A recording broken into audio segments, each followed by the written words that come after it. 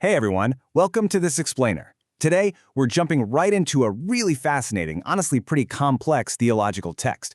We're going to unpack the mechanics behind what's known as the hypostatic union. Basically, how can someone be completely God and completely man at the exact same time? Okay, let's just dive right into it with a massively provocative question that our source material raises right off the bat. Could Jesus have sinned?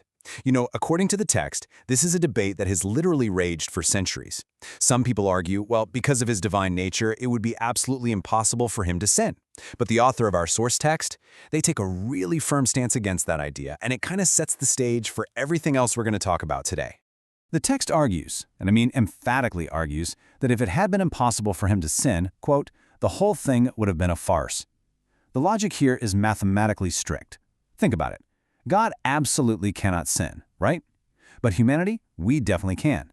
So for Jesus' humanity to be actually authentic, and for his obedience to mean anything, especially with Satan constantly trying to make him fail, the text says that possibility of sin just had to exist. It's a bold premise for sure, and it really forces us to re-examine what it actually means to take on human nature.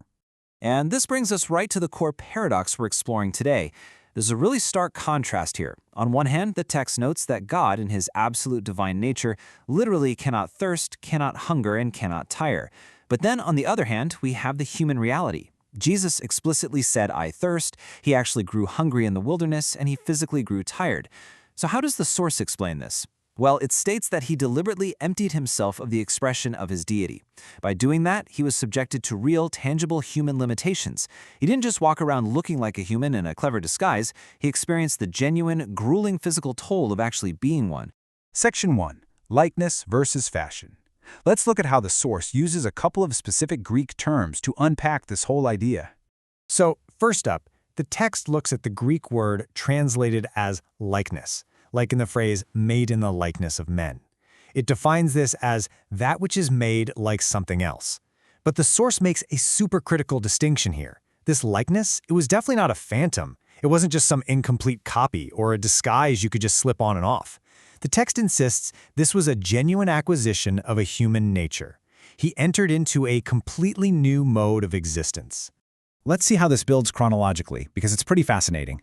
As scholar Bally points out in the text, there are basically three distinct steps. Step 1 is eternity past, where Christ was always God. The human element was absolutely not co-eternal with God. Then, step 2 is the year of the incarnation.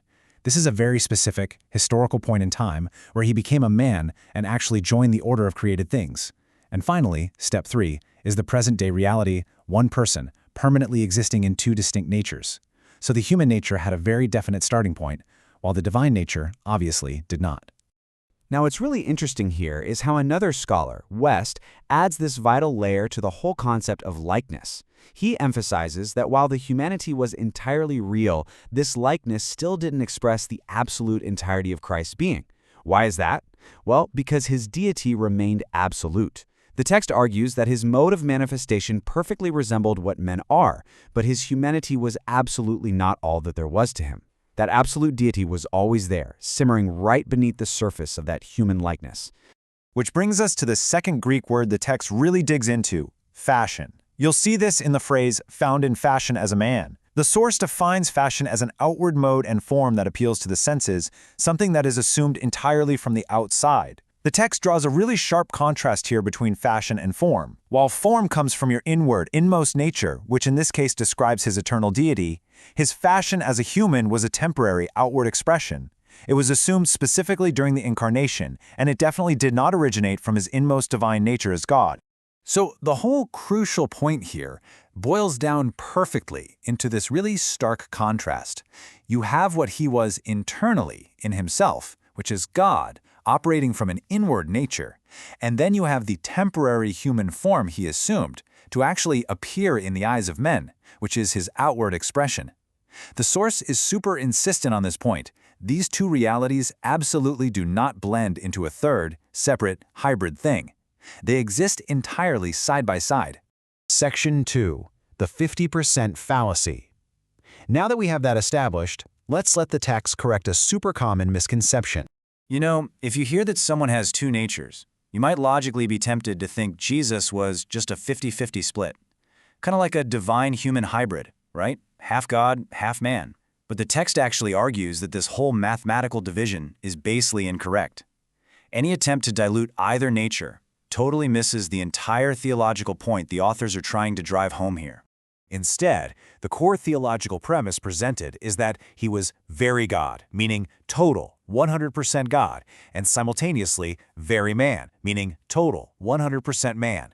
The text explains that he achieved this not by losing an ounce of his divinity, but by freely giving up some of the outward expressions of that deity while entirely maintaining its core. Basically, it's a paradox of addition, not subtraction. He added human nature to himself without subtracting a single bit of his divine essence. So why does all this actually matter according to the text? Well, scholar Lightfoot points out that by taking on this complete, total human nature, Christ became what's called the last Adam. And in this specific role, he didn't just exist as a singular, isolated individual, just, experiencing a human life. Instead, he actually represented the entire human race. If he wasn't fully, completely human, the text strongly implies that he just couldn't adequately serve this massive representative function for humanity. The text actually urges its readers to reverently dwell on this emphatic reality. Rather than focusing solely on his divine fullness and glory all the time, the source asks us to really recognize his voluntary subjection to true human limitation.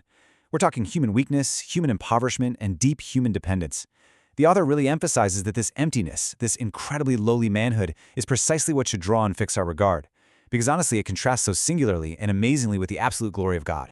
Because he completely maintained his single personality with this dual nature, freely giving up expressions of deity while totally retaining his essence, the text concludes with a really vital distinction in the language.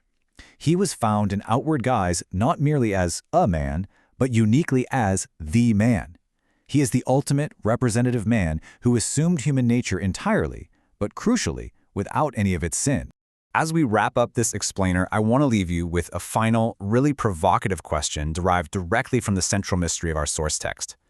If complete deity and complete human impoverishment absolutely must exist together for this theological framework to hold up, how does this paradox permanently change our understandings of what ultimate power actually looks like? It really invites us to completely rethink the relationship between divine authority and human vulnerability. Thanks so much for joining me in breaking down this fascinating text. Keep questioning, keep learning, and I'll catch you in the next explainer.